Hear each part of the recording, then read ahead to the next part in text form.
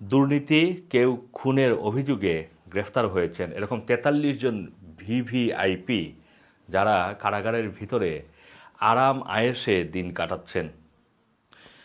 ৫ আগস্টের পরে তাদের জীবনের আশঙ্কা করা হলেও বাইরে তাদের নিরাপত্তাহীনতার কথা আমরা দেখেছি, কিন্তু তারা যখনই গ্রেফতার হয়েছেন, গ্রেফতার হওয়ার পরে এখন কিন্তু জেলের ভিতরেই নানান ধরনের সুযোগ সুবিধা নিয়ে তারা ভালো আছেন। আওয়ামী লীগ সরকার পতনের পর অনেক সাবেক মন্ত্রী, প্রতিমন্ত্রী, এমপি এবং আইনশৃঙ্খলা রক্ষাকারী বাহিনীর দাপুটে কর্মকর্তারা গ্রেফতার হয়ে ১৪ শিখের বাসিন্দা। এখন কদিন আগের তুমুল ব্যস্ত মন্ত্রী এমপিরা এখন ২৪ ঘন্টা কারাগারে শুয়ে বসে পার করছেন, কেউ ইবাদত বন্দিগির দিকে মনোযোগ দিয়েছেন। এবং বন্দীদের মধ্যে এখন পর্যন্ত ৪৩ জন মানে ৪৩ জন যারা আটক হয়েছেন তাদের মধ্যে থেকে ৪৩ জন কারাগারে ডিভিশন সুবিধা পাচ্ছেন, মানে বিশেষ সুবিধা পাচ্ছেন।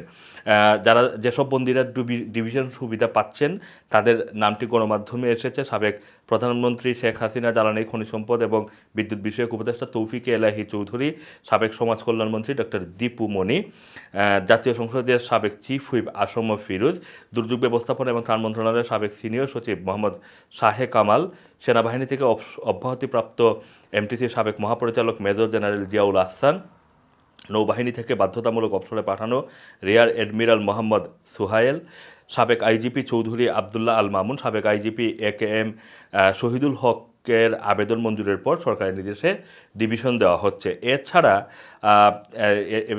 দেশে কারাগারের ৪৩ জন রয়েছেন, তাদের মধ্যে ১০ জন জেল কোড অনুযায়ী ডিভিশন সুবিধা পাচ্ছেন।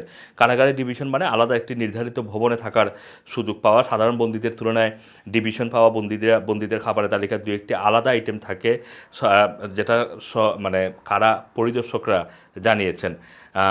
এছাড়া আরও অনেকেরই আবেদন মঞ্জুর না হলেও কিন্তু তারা কারাগারে ডিভিশন সুবিধা পাচ্ছেন। সাবেক মুক্তিযুদ্ধমন্ত্রী প্রতিমন্ত্রী AB তাজুল ইসলাম, সাবেক তথ্যমন্ত্রী হাসানুল হক ইনু, সাবেক পর্যটন ও বেসামরিক বিমান চলাচল মন্ত্রী রাশেদ খান মেনন, তারপর সাবেক প্রধানমন্ত্রী সাবেক বেসরকারি শিল্প বা বিনিয়োগ উপদেষ্টা সালমান এফ রহমান, সাবেক তথ্য প্রযুক্তি প্রতিমন্ত্রী জুনায়েদ আহমেদ পলক, সাবেক ডেপুটি স্পিকার শামসুল হক টুকু, সাবেক বাণিজ্যমন্ত্রী টিপু মুন্সি, সাবেক সংস্কৃতিমন্ত্রী আসাদুজ্জামান নূর, সাবেক বেসামরিক বিমান পরিবহন পর্যটন প্রতিমন্ত্রী মোহাম্মদ মাহবুব আলী সহ সাবেক সংসদ সদস্যদেরকে ডিভিশন দেওয়া হচ্ছে। এবং কারাগারে আসলে কারা ডিভিশন সুবিধাটা পান, মূলত সাবেক এমপি, মন্ত্রী, সিআইপি এবং সরকারি কর্মকর্তা যারা রয়েছেন তারাই কিন্তু কারাগারে ডিভিশন সুবিধা পেয়ে থাকেন। এবং ডিভিশনের যেই সুবিধাগুলো পাওয়া যায় সেটা হচ্ছে যে সামাজিক মর্যাদাপূর্ণ ব্যক্তিদেরকে কারাগারে ডিভিশন দেওয়া হয়। এছাড়া আদালতের নির্দেশে কেউ কেউ ডিভিশন পান। 3 শ্রেণীর ডিভিশন দেওয়া হয়: ডিভিশন 1, ডিভিশন 2, ডিভিশন 3। যারা ডিভিশন পান তাদের আলাদা রুম বা সেলে রাখা হয়, সেখানে থাকে খাট, ভালো বিছানা, টেবিল, চেয়ার, তোশক, বালিশ, তেল, চিরুনি, আয়নাসহ প্রয়োজনীয় জিনিসপত্র। ডিভিশন পাওয়া বন্দীদের জন্য একজন করে সহকারী দেওয়া হয়, তারা সংশ্লিষ্ট বন্দির প্রয়োজনীয় সব কাজগুলো করে দেন। জেলে বন্দির ক্ষেত্রে সাহায্যকারী হিসেবে ছেলে আর মেয়ের বন্দির জন্য একজন মেয়ে থাকবেন।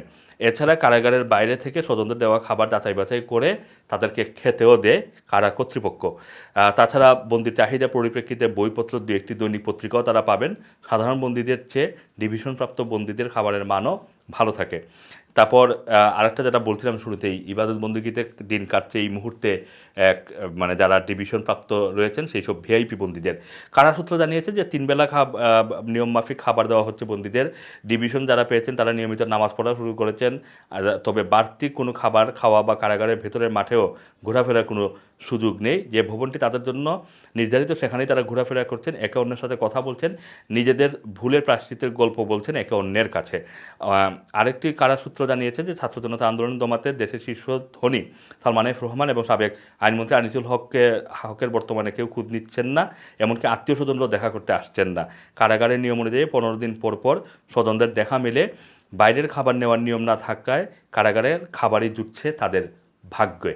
তো এই হচ্ছে আসলে 43 জন ভিআইপি যারা একসময় অনেক আরাম আয়েশে দিন কাটিয়েছেন, যাদের সম্পদের অভাব ছিল না, যাদের কর্মচারীর অভাব ছিল না, যাদের বিলাসবহুল জীবন ঈর্ষান্বিত করতো সাধারণ মানুষের, সেই সব ভিআইপিরা তাদের ভুলের কারণে, তাদের নানান অপরাধের কারণে এই মুহূর্তে জেলে বন্দী আছেন। তবে জেলে বন্দী থাকলেও তাদের জীবন কাটছে কিন্তু বেশ আরামায়েশেই।